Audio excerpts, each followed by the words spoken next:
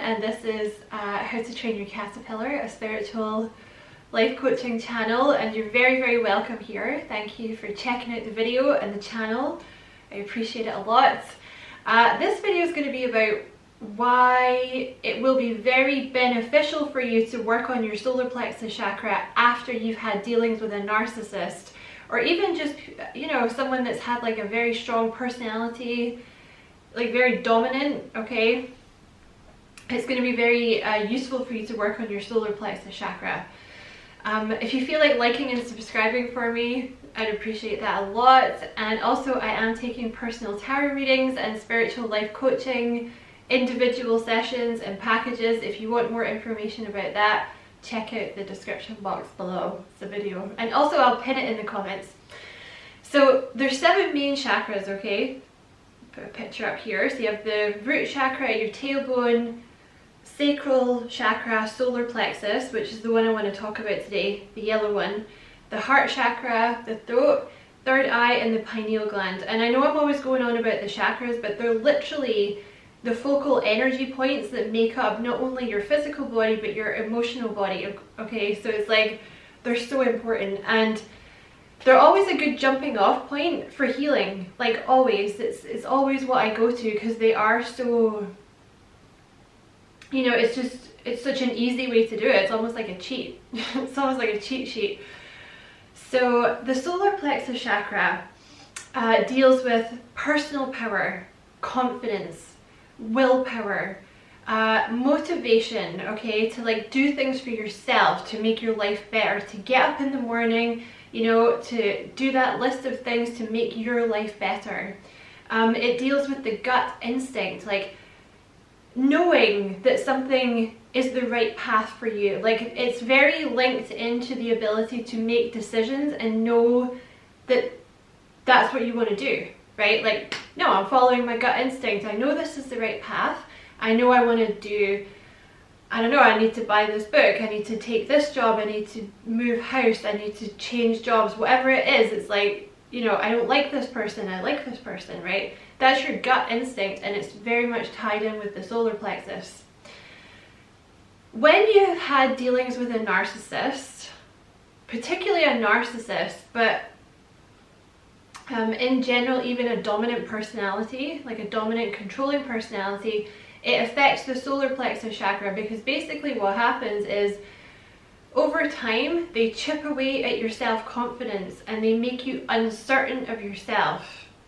Because they want to control you, it's useful for them to kind of undermine you and you having a strong sense of self, so you have to go back to them for like reinforcement of like, what should I do? What's the right decision here? Like, I don't believe in myself. I don't believe in what my gut is telling me. I need you to make a decision for me, because they've chipped away at you over the years, right? Or however long you've had this person in your life. Maybe it's only a year. It could do a lot of damage in a year. But yeah, it's because, you know, like when you've made a decision in the past, they've kind of been like, oh, well, that was wrong. Well, you fucked that up, didn't you? You know what I mean? So it chips away at your confidence. So the more that you work on your solar plexus, like the more you're going to have more faith in your own decisions. So you're going to be able to, like, you know, choose a path for yourself that's, you know, you're just going to have that strong sense of self where you're going to know. You're like, no, this is where I want to go. This is what I want to do. There's not going to be this kind of you know, self-doubt and like this brain fog, because that's another thing that's associated with particularly a narcissist, right? The gaslighting that a narcissist does, it induces brain fog and confusion, and it's done intentionally, okay? Like gaslighting is a separate subject all of its own. I do have a video for that if you want to check it out, but gaslighting is like the tool of the narcissist, and it's done to undermine you and confuse you so that you no longer believe your own interpretation of reality, which means that you have to go to them for them to reinforce their version of reality, which is obviously not true, it's a lie. But it's something that's used to control you, and it's useful to them. So for example, just a quick example, like I always use this example, but say you have a narcissist that's like a friend or a family member or, you know, lover, whatever, right? Romantic partner. And they insult you to your face. And you're not stupid, right? You're like, oh, that was an insult. So you call them out on it. You're like, what did you say? What did you say there? Did you just say blah? And they'll be like, no. I can't believe that you think I would say that. Where did you get that? You always overreact. You're so sensitive. What's wrong with you that you would think I would say that to you, right? This is gaslighting.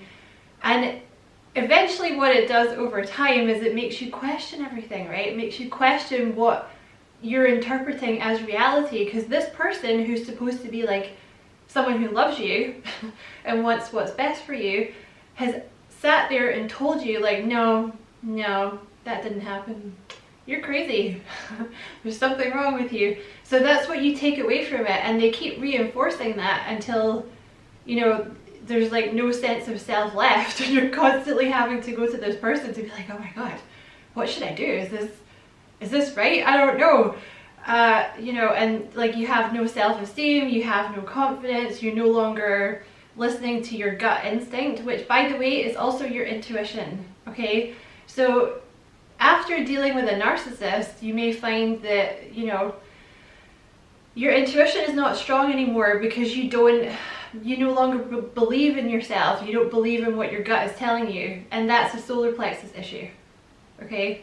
If you've grown up with narcissists, like you may never have had any, you know, sense of self, right? So this may be something that's kind of new for you. You're like, oh my god, what do I do? Like, I don't have anyone telling me what to do. What do I do? Solar plexus, okay? It's going to give you that sense of direction because you know, you have this sense of purpose and you believe in yourself. So you're like, no, I know what to do. It's this. I don't need anyone else to tell me. I don't care if this person says X, Y, and Z. I know it's this and I'm going to do it. It's also known as, just throwing this out here quickly, it's known as like the leadership chakra for the same reason. Like when your solar plexus is balanced and open, you really don't care if somebody insults you because because you like yourself. You're like, well, no, like I don't really care that you've said that because I know, you know, I like myself. I don't need you to validate me. I like myself. So, and also, you know, if you're in a leadership position, like say you're a manager or something, right, and you make a decision to do this, there's always going to be people that you manage that are like, oh, well, that was the wrong decision. Like, I don't think you did that properly. You don't know what you're talking about, blah, blah, blah. That's just going to be there because you're in the leadership position. You know, like when the solar plexus is strong and balanced, you're going to be like, no, I have faith in my decisions. Like, I know I'm right. I've researched this. I've been doing this for years. I know what I'm talking about. I'm not going to let you undermine me.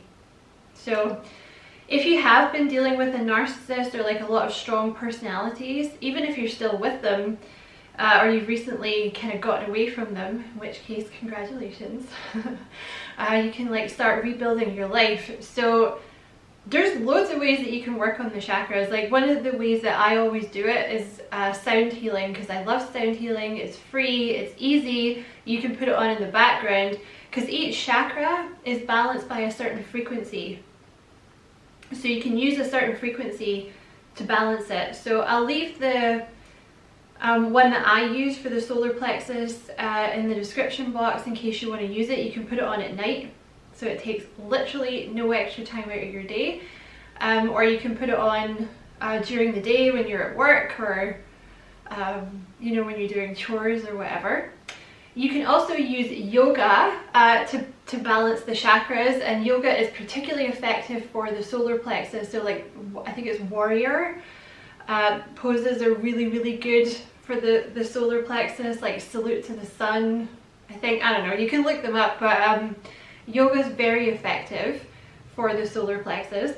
It resonates with the color yellow, so you can wear yellow, you can surround yourself with yellow, you can get yourself some yellow crystals and keep them about your person. You can meditate with them, you can keep them under your pillow. You can eat yellow food because it opens, you know, because it's yellow, it opens the solar plexus chakra.